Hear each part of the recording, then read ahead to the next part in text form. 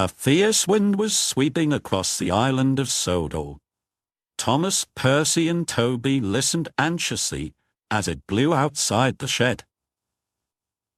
When their drivers came the next morning, none of them wanted to go up. "It's much nicer in here," said Percy. "And warmer too," added Toby. "Come on, all of you," said their drivers. "What would the fat roller do without us?" The wind was cold and very strong, and Annie and Clarabelle didn't like it, and neither did Henrietta. "There's normally more passengers on the platform," said Clarabelle. "They must be indoors," said Annie, "away from the storm." "I don't blame them," said Thomas. "Oh," and he steamed off. As Thomas approached the station by the river, he was astonished to see football players playing in the field. Some were wearing red shirts, and the others were wearing blue and white. Trees along the line were waving wildly in the wind. "Sooner them than me," thought Thomas. "They'll be knocked down if they're not careful." On the way back, Thomas stopped at the station by the river again for a drink. The fireman had trouble putting the hose in Thomas's tank, because the wind kept trying to blow it away. They were ready at last. "Oh, come along, let's go! Oh, come along, let's go!" he puffed to Annie and Clarabelle. We're coming along," they replied.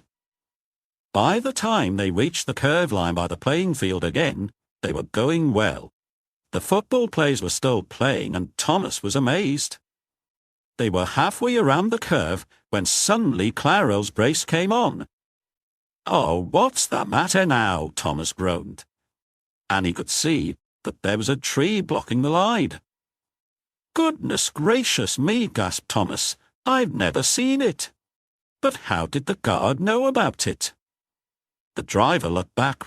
Running towards them were 3 of the football players, followed by the guard. "Thank goodness you've stopped," said a player. "We thought we were too late," said the other. "It was a near thing," said the driver. "Thank you for warning us." The driver backed the train down to the level crossing, where Bertie was waiting to take the passengers. The station master came to see Thomas.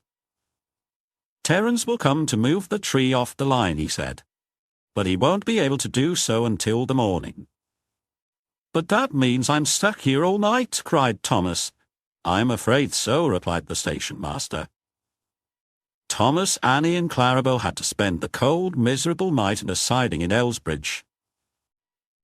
But the next day, Terence the tractor came to move the tree off the line. Then the workmen cut it up into smaller pieces.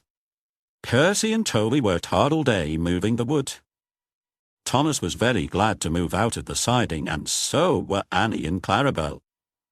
A week later, the Fat Controller hosted a party at Maithwaite by the river, and he gave the football players a framed certificate.